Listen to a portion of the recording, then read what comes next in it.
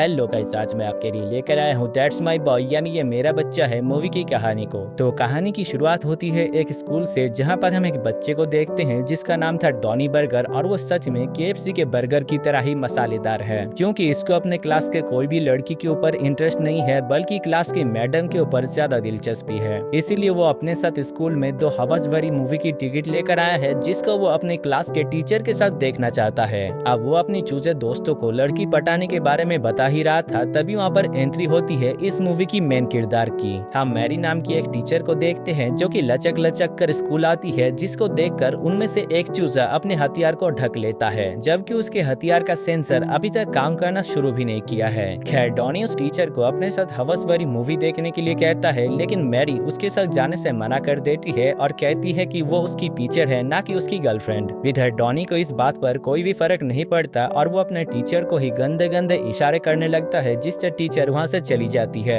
इसके बाद अगले सीन में हम डॉनी को क्लास में देखते हैं, जहाँ पर वो क्लास में अकेला था। तभी उसके टीचर उसके पास आकर उसे अपना सामान दिखाती है और उसके साथ फ्लर्ट करने लगती है। फिर वो उसे अपने साथ अपने ऑफिस में लेकर जाती है और उसके साथ दबाकर होमवर्क करती है। इसके बाद अगले सीन में हम देखते हैं कि मैरी डॉनी के साथ पढ़ गई थी। एक दिन स्कूल में जब एक बच्चा लेक्चर दे रहा होता है, तभी पर्दे के पीछे से अजीब अजीब आवाज आने लगता है, जो कि वहाँ पर मौजूद सभी बच्चे सुन लेता है। इसके बाद जब पर्दे को हटाया जाता है, तभी वो लोग देखते हैं कि पर्दे के पीछे और कोई नहीं बल्कि मैरी और डॉनी है, जो कि पर्दे के पीछे होमवर्क कर रहे थे। और उनको देखकर वहाँ पर मौजूद सभी बच्चे और टीचर काफी हैरान हो जाते हैं, और सभी बच्चे डॉनी को स्टेज में इतने अच्छे काम करते हुए देखकर उसे चेयर करने लगते हैं। अब डॉनी उन बच्चों के सामने हीरो बन चुका था, क्योंकि डॉनी ने वो कर दिखाया था जो कि आज तक कोई भी मर्द नहीं कर सका। इसके बाद अगले सीन में हम देखते हैं कि डॉनी और मैरी को कोर्ट में ले जाया जाता है, जहाँ पर हमें पता चलता है कि मैरी प्रेग्नेंट हो चुकी है और ये बच्चा और किसी का नहीं बल्कि डॉनी का है। लेकिन क्योंकि डॉनी एक बच्चा है, इसीलिए डॉनी को तो कोई सजा नहीं सुनाया जाता, पर मैरी को 30 साल की सजा सुनाया जाता है। और ये भी कहा जाता है कि डॉनी की उम्र जब 20 साल का हो जाएगा, तभी वो अपने बच्चे की कस्टडी ले सकता है। अब डॉनी ने जो काम कर दिखाया था, इसके लिए उसे ऑस्कर दिया जाता है, और अब वो किसी सेलिब्रिटी से कम नहीं है। इसके बाद कहानी शिफ्ट होता है और हम डॉनी को देखते हैं, जो कि अभी काफी बड़ा हो चुका है और वो दारू के अलावा कुछ भी नहीं पीता, जिस वजह से उसका सारा पैसा खत्म हो चुका है। इसी बीच हमें पता चलता है कि डॉनी ने कई सालों से अपना इनकम टैक्स नहीं भरा है, जिस वजह से उसे अभी $45,000 पे करना है। लेकिन क्योंकि उसके पास अभी एक भी पैसा नहीं है, इसीलिए वो वहाँ पर गुस्सा करने लगता है। तभी टैक्स ऑफिसर उसे पैसे कमाने के लिए एक आइडिया देकर कहता है कि इस बार के मैराथन रेस में एक मोटा आदमी दौड़ने वाला है, जिसके ऊपर वो अगर पैसे लगाता है तो उसके जीतने के बाद उसे 100 गुना ज्यादा पैसा मिलेगा। जिसको सुनने के बाद डॉनी लालची होकर उसके ऊपर $20 लगा देता है। इसके बाद डॉनी और भी ज्यादा पैसे कमाने के लिए एक प्रोड्यूसर के पास जाता है, जिसके साथ वो पहले भी काम कर चुका है, लेकिन वो प्रोड्यूसर उसे काम देने से मना कर देता है। और वो कहता है कि पहले उसने इसलिए उसे काम पर रखा था क्योंकि वो पहले पॉपुलर था, लेकिन अब वो एक शराबी बन चुका है, इसीलिए वो उसे काम देने से मना कर देता है। तभी डॉनी कहता है कि वो कम पैसों में ही उसके लिए काम करने के लिए राजी है। जिसको सुनने के बाद वो प्रोड्यूसर कहता है कि वो अपने बेटे और अपनी वाइफ को अगर एक साथ कर पाया तो वो इस न्यूज को टीवी में लाइव टेलीकास्ट करेगा, और इसके लिए वो डॉनी को $5,000 पे करेगा। जिसको सुनने के बाद डॉनी राजी हो जाती है। इसके बाद डॉनी जब एक क्लब में बैठा हुआ था, तभी वो एक न्यूज में अपने बेटे के बारे में पढ़ता है, जिसमें उसका बेटा अपना नाम टॉड बर्गर से टॉड पिज्जा रख लिया है, और अभी वो काफी अमीर लड़का है। दरअसल वो अपने पेरेंट्स के साथ भी कोई भी रिश्ता रखना नहीं चाहता है, इसीलिए वो अकेला रहता है, और उसने ये भी लिखा है कि उसके माता पिता एक बम धमाके में मर चुके हैं। साथ ही साथ डॉनी को ये भी पता चलता है कि अगले ही हफ्ते उसके बेटे की जेमा नाम की एक लड़की के साथ शादी है, जो कि उसके बॉस के घर में ही होने वाला है।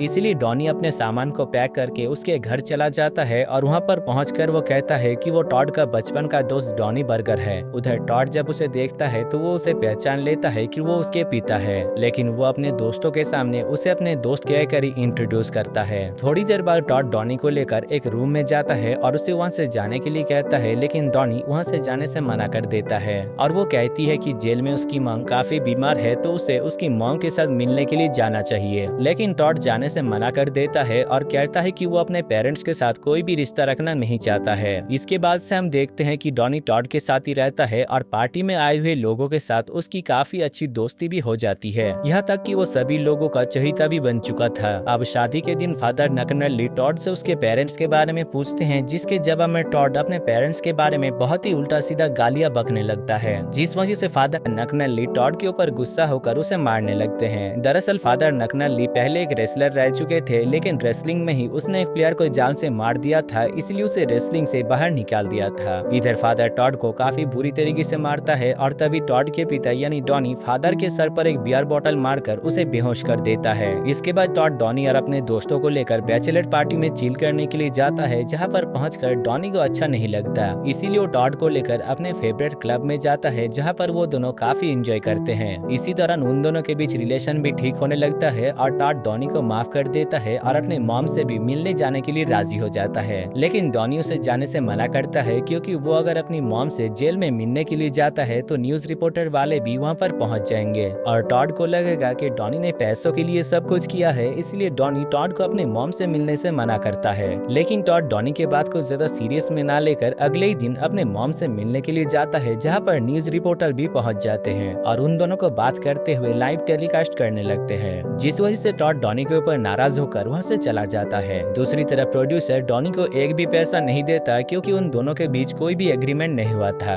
इसके बाद डॉनी जब घर आकर अपने सामान को पैक करने लगता है, तभी वो अपने बेटे की होने वाली वाइफ यानी जेमा पिज़्ज़ा को एक आदमी के साथ बात करते हुए सुन पाता है। दरअसल जेमा की टॉड के बॉस के साथ चक्कर चल रही थी, यानी टॉड के साथ वो चीट कर रही थी। अब ये सब कुछ जानने के बाद डॉनी टॉड को इसके बारे में बताता है, लेकिन टॉड को अपने पिता के ऊपर भरोसा नहीं होता। साथ ही साथ जेमा भी टॉड से डॉनी के बारे में बहुत ही उल्टा सीधा कह देती है, जिस वजह से टॉड डॉनी को वहाँ से जाने के लिए कहता है और डॉनी भी वहाँ से जाने लगता है। इसके बाद हम देखते हैं कि पार्टी खत्म होने के बाद डॉनी जेमा के ऊपर नजर रखने लगता है और उसको फॉलो करते हुए एक होटल रूम तक पहुँच जाता है, जहाँ पर पहुंचकर वो देखता है कि जेमा अपने भाई के साथ ही पलंग तोड़ रही थी, जिसको देखने के बाद डॉनी काफी परेशान हो जाता है और वो जेमा से इसके बारे में पूछता है, जिसके जवाब में जेमा कहती है कि वो और उसका भाई कभी कभी मजे के लिए ऐसे ही कसरत किया करते हैं और उसने ही टॉड के बॉस के साथ कसरत करके टॉड को प्रमोशन दिलाई है। अब क्योंकि डॉनी ने ये सब कुछ देख लिया है, इसीलिए जेमा डॉनी को $50,000 देने का लालच देकर उसे अपने बेटे से ये सब कुछ कहने से मना करता है और डॉनी भी पैसे के लालच में मान जाता है। इसके बाद डॉनी जब पैसे लेकर घर चला जाता है, तभी उसे महसूस होता है कि वो पैसों के बदले में अपने बेटे के साथ धोखा कर रहा है, इसीलिए जेमा और टॉड की शादी में जाता है और जेमा की सच्चाई सबके सामने बता देता है, जिस वजह से जेमा भी टॉड को सब कुछ सच सच बता देती है और टॉड उसके साथ शादी करने से मना कर देता है। इसके बाद टॉड सबके सामने ही डॉनी को पिता कहकर पुकारता है और उसे हक करता है। अब डॉनी और टॉड उस टैक्स ऑफिस के पास जाता है, जहाँ पर पहुंचकर वो टैक्स ऑफिसर कहता है कि अभी मैराथन रेस चल रहा है और डॉनी ने जिस मोटे आदमी के ऊपर $20 लगाया था, वो मोटा आदमी मैराथन रेस को जीत जाता है, जिससे डॉनी को काफी सारा पैसा मिलता है। और दोस्तों, इसी के साथ ही ये मजेदार मूवी की कहानी खत्म हो जाती है। तो दोस्तों, अगर आपको इस मूवी की कहानी और मेरा काम पसंद आया है तो वीडियो को दिल से एक लाइक कर देना और चैनल को सब्सक्राइब करके आपके भाई को जरूर सपोर्ट करना। बाकी मैं मिलता हूँ आपसे ऐसी कोई मजेदार मूवी की कहानी को लेकर, तब तक के लिए जय हिंद।